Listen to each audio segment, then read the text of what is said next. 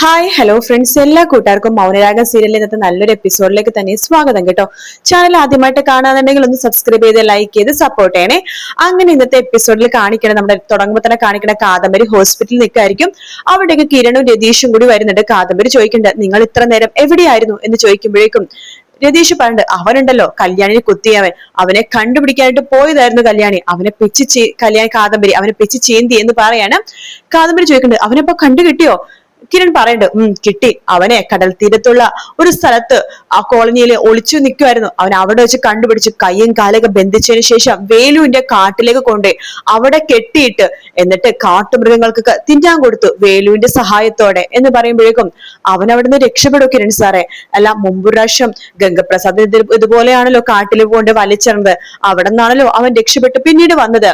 ആ സമയത്ത് രതീഷ് പറയണ്ടേ, ഇവൻ ഇതുപോലെ രക്ഷപ്പെടണ്ടേ, അന്ന് അവനെ കൊണ്ട് ഇട്ട സമയത്താണെന്നുണ്ടെങ്കിൽ വേലുവിന്റെ ആൾക്കാരും ആ കാട്ടിലെ ആൾക്കാരാണ് രക്ഷപ്പെടുത്തിയത്. പക്ഷെ ഇവൻ അവിടെ നിന്ന് രക്ഷപ്പെടില്ല. കാരണം കൂട്ടായിട്ട് വേലുണ്ട്, വേലു നോക്കുന്നുണ്ട്. അവൻ എങ്ങാനും രക്ഷപ്പെടുകയാണെങ്കിൽ വേലുവിന്റെ കൂട്ടാളികളും നോക്കിക്കോളും. പിന്നെ അന്നത്തെ പോലെയല്ല, കാട്ടുമൃഗങ്ങൾ ഏറ്റവും കൂടുതൽ വരുന്ന സ്ഥലത്താണ് കാദംബരി ഞങ്ങൾ അവനെ ഉപേക്ഷിച്ചത്. കിരൺ പറയുന്നുണ്ട്, അതെ, എന്തായാലും അവൻ രക്ഷപ്പെടില്ലെന്നുള്ള കാര്യത്തിൽ 100% ഉറപ്പാണ്. കാട്ടുമൃഗങ്ങൾ ഇന്ന് തിന്നു കാണും, അവനെ വലിച്ചു കീറി കാണും. കാദംബരി പറയുന്നുണ്ട്, അതെ, അവൻ അങ്ങനത്തെ ഒരു മരണം തന്നെയാണ് വേണ്ടത്. അവനൊരു കണക്കിന് മുമ്പൊക്കെ കുഴപ്പമില്ലാത്ത രീതിയിലായിരുന്നു. പിന്നീട് സരയു കൺസ്ട്രക്ഷൻ നഷ്ടപ്പെട്ടപ്പോഴാണ് അവൻ ഈ രീതിയിൽ ദുഷിച്ച ചിന്താഗതിയായത്. പക്ഷേ ജയിലിലൊരുത്തൻ കിടക്കണ്ടല്ലോ, എന്റെയൊക്കെ ആങ്ങണാന്ന് പറഞ്ഞ ഒരുത്തൻ. അവന് പക്ഷെ അങ്ങനെയല്ല, ചെറുപ്പം മുതലേ അവന് നല്ല സൗഭാഗ്യങ്ങളായിരുന്നു അച്ഛനും അമ്മയും വാരിക്കൊടുത്തത്. ശരിക്കും ഇതിനേക്കാളും ക്രൂരമായിട്ടുള്ള മരണം അനുഭവിക്കേണ്ടത് അവനാ, ആ വിക്രമാദിത്യൻ, ആ വിക്രം എന്ന് വിളിക്കുന്നവൻ.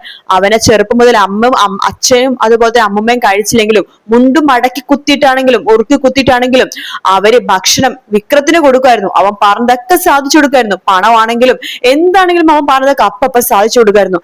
എന്നിട്ടാണ് അവൻ, എന്റെ അമ്മ മരിച്ചിട്ട് പോലും അവൻ വന്നില്ല കാണാനായിട്ട്. കിരൺ പറയുന്നുണ്ട്, ഒരു കണക്കിന് അവൻ വരാത്ത നന്നായില്ലേ കാദംബരി, അവൻ വന്നിരുന്നെങ്കിൽ ചടങ്ങുകളൊക്കെ അവനേ ചെയ്യുള്ളായിരുന്നു. അത് ആ അമ്മക്ക് ഒട്ടും ഇഷ്ടപ്പെടില്ല. ഇപ്പൊ പെമ്മക്കളായ നിങ്ങളെല്ലാം ചടങ്ങൊക്കെ ചെയ്ത് അമ്മക്കിപ്പോ സമാധാനായി കാണുമായിരിക്കും. അതും കിരൺ സാർ പറഞ്ഞ ശരിയാ. പക്ഷെ അവൻ പരോളിൽ ഇറങ്ങുമ്പോ ഇതിനേക്കാളും സൂക്ഷിക്കണം. അതാ ഞാൻ പറഞ്ഞത്. അല്ല കാദംബരി കല്യാണിക്ക് ഇപ്പൊ എങ്ങനെയുണ്ട്? ഡോക്ടർ കുഴപ്പമില്ലാത്ത രീതിയിലാണ് കിരണെ പറഞ്ഞത്. പിന്നെ അവള് ഇടയ്ക്കൊന്ന് കണ്ണു തുറന്നായിരുന്നു, പിന്നെ മയക്കത്തിലായിരുന്നു. കിരൺ സാർ നേരത്തെ പോയപ്പോ കണ്ടായിരുന്നോ?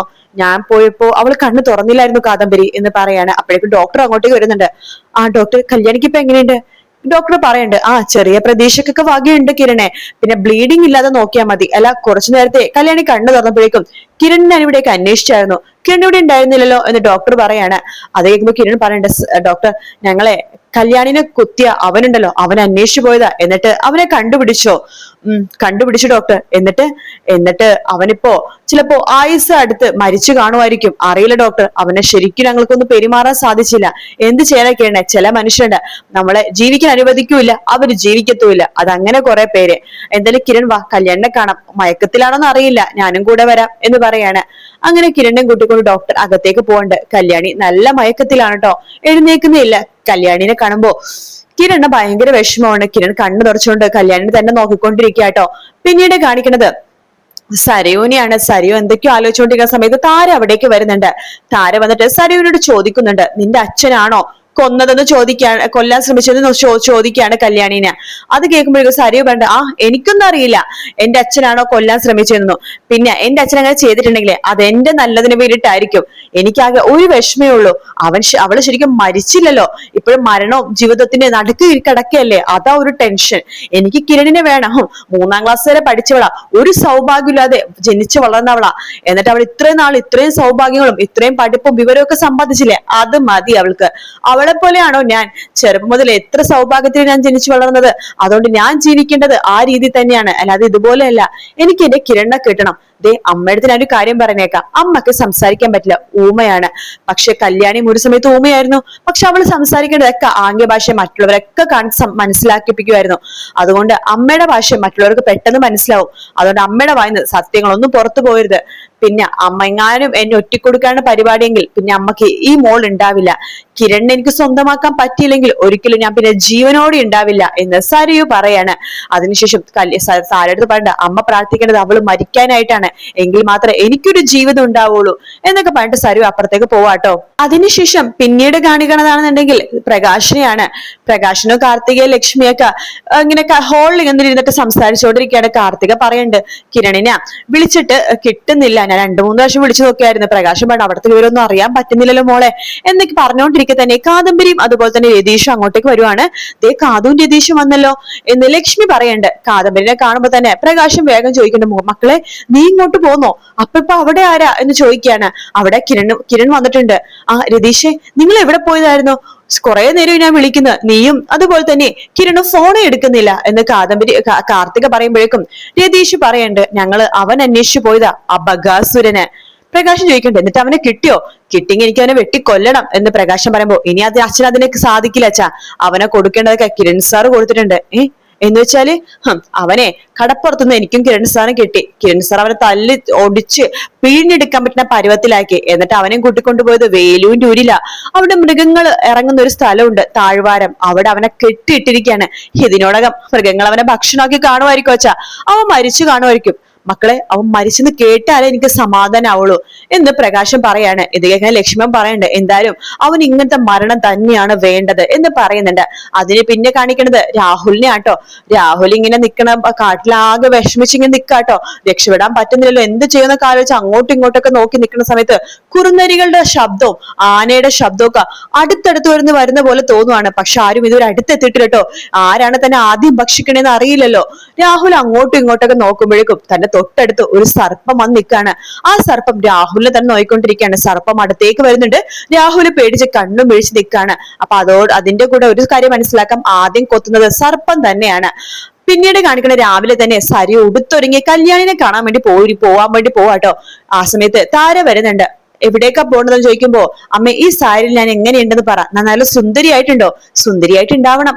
ഞാനേ കല്യാണിന്റെ അടുത്തേക്ക് പോവാ, അവിടെ കിരൺ ഉണ്ടാവുമല്ലോ, അവൻ എന്നെ കാണുമ്പോഴേ വിചാരിക്കണം, ഓ ഞാൻ നല്ല സുന്ദരിയാണല്ലോ എന്ന്. അവൻ എന്റെ സൗന്ദര്യം ആസ്വദിക്കാനുള്ള ഒരു മാനസികാവസ്ഥ അല്ലെന്നല്ല എന്ന് അറിയാം എനിക്ക്. എങ്കിലും അവൻ എന്നെ കാണുമ്പോ ഇടക്ക് അങ്ങനെ വിചാരിക്കുകയാണെങ്കിൽ നല്ലതാണല്ലോ. അതുകൊണ്ടിട്ടാ എന്തായാലും അവനത് പോയി സമാധാനപ്പെടുത്തിട്ട് വരാം. പിന്നെ കല്യാണിക്ക് എങ്ങനെയുണ്ടെന്നൊന്നും അറിയാലോ. എന്തായാലും പോണ വഴിക്ക് ഒന്ന് അമ്പലത്തിൽ കയറി ശരിക്കൊന്ന് പ്രാർത്ഥിക്കണം, അവളൊന്ന് മരിച്ചു കാണാനായിട്ട്.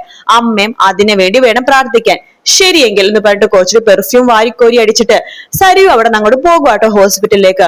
ഹോസ്പിറ്റലിൽ കിരൺ മാത്രമേ ഉള്ളൂ. കിരൺ അങ്ങോട്ടും ഇങ്ങോട്ടും നടന്നുകൊണ്ടിരിക്കുന്ന സമയത്ത് അവിടേക്ക് സരിയു വരുന്നുണ്ട്. കിരണെ, ഇപ്പൊ എങ്ങനെയുണ്ടാ കല്യാണിക്ക്? നീ വന്നോ? കല്യാണിന്റെ കാര്യം ഇപ്പൊ ഒരു സമാധാന രീതിയിൽ ഡോക്ടർ പറഞ്ഞിട്ടുണ്ട്, എങ്കിലും സൂക്ഷിക്കണോന്നാ പറഞ്ഞത് എന്ന് പറയാണ്. സരിയുവിന്റെ മുഖം ആകെ മാറും കേട്ടോ. അല്ല, അയാളെ കിട്ടിയോ? ആ രാഹുൽ എന്ന് പറഞ്ഞ ബഗാസുരന? അവനെ കിട്ടി. അവനിപ്പോ പോവേണ്ടടുത്ത് പോയി കാണുമായിരിക്കും. സരിയു മനസ്സിൽ വിചാരിക്കണം, എടാ കാലമാടാ, നീ എന്റെ അച്ഛനെ കൊന്നോടാ, എന്താ നീ ആലോചിക്കണത്? അല്ല, അയാള് മരിച്ചിട്ടുണ്ടെങ്കിൽ മരിച്ചെന്ന് പറ കിരണേ, എനിക്ക് സന്തോഷമേ ഉള്ളൂ, അയാള് മരിച്ചാ എനിക്കെന്താ എന്നൊക്കെ സരിയു പറയുമ്പോ കിരൺ പറയണ്ടേ, ഞാൻ പറഞ്ഞില്ലേ അവനിപ്പോ എത്തേണ്ടടുത്ത് എത്തിക്കാണോ എന്ന് പറയുമ്പോഴേക്കും സരിയു ഇങ്ങനെ ആലോചിച്ചോണ്ടിരിക്കുക. അപ്പൊ അവനെ കൊന്നു, ഇവൻ തന്നെ അവനെ കൊന്നു എന്നൊക്കെ സരിയു ഇങ്ങനെ ആലോചിക്കുന്നു കേട്ടോ. ആ സമയത്താണ് അവിടേക്ക് നമ്മുടെ കാദംബരി വരുന്നത്. കാദംബരി വരുമ്പോ കിരൺ പറയണ്ട്, സരിയു നീ ഇവിടെ നിൽക്കുന്നുണ്ടോ? അല്ല കിരണെ, കല്യാണിനെ കാണാൻ പറ്റില്ലല്ലോ, പിന്നെ ഇവിടെ നിന്നിട്ട് കാര്യമില്ലല്ലോ, ഓഫീസിലേക്ക് പോന്ന് വെച്ചിട്ടാ ഇരിക്കണത്. ദേ കാദംബരി വന്നു. കാദംബരി, ഞാൻ എന്നാ പോയിട്ട് വരാം. കാദംബരി ഇവിടെ ഉണ്ടാവില്ലേ?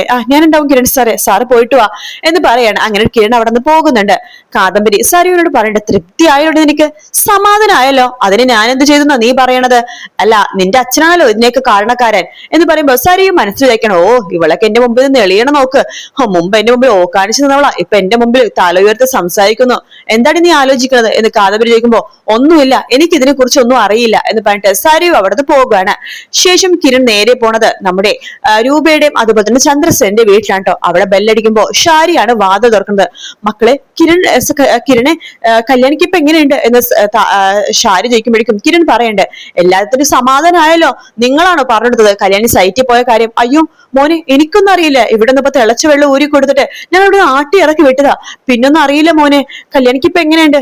കുഴപ്പമില്ല എന്ന് പറയാണ്. അവിടേക്ക് രൂപയും ചന്ദ്രസേനും വരുന്നുണ്ട്. മോനെ, കല്യാണിക്ക് എങ്ങനെയുണ്ട്? കല്യാണിക്ക് ബോധം ശരിക്കും വീണിട്ടില്ല അച്ഛ, എന്നാലും സമാധാനിക്കുന്ന രീതിയിൽ ഡോക്ടർ ചില കാര്യങ്ങളൊക്കെ പറയുന്നുണ്ട് എന്ന് പറയണം. അച്ഛ, എനിക്ക് അച്ഛനോടൊന്ന് സംസാരിക്കണം എന്ന് പറഞ്ഞിട്ട് കിരൺ ചന്ദ്രസേനെ കൊണ്ട് മാറ്റി നിർത്താട്ടോ. ആ സമയത്ത് രൂപ പറയുന്നുണ്ട്, സമാധാനം അതിലൂടെ നിനക്ക് എന്ന് ഷാരി അടുത്ത് പറയാണ്. അപ്പൊ ഷാരി പറയണ്ട്, രൂപേ ഞാൻ എന്ത് ചെയ്തു രൂപേ, ഞാനൊരു തെറ്റും ചെയ്തില്ലല്ലോ എന്നൊക്കെ പറഞ്ഞുകൊണ്ടിരിക്കുന്ന ഭാഗത്തോടെയാണ് ഇന്നത്തെ എപ്പിസോഡ് തീരുന്നത് കേട്ടോ. അപ്പൊ വീഡിയോ ഇഷ്ടപ്പെടുകയാണെന്നുണ്ടെങ്കിൽ ലൈക്ക് ചെയ്യാനും സബ്സ്ക്രൈബ് ചെയ്യാനും കമന്റ് ചെയ്യാനും മറക്കല്ലേ. മറ്റൊരു വീഡിയോ ആയിട്ട് കാണാം. Take care, bye bye.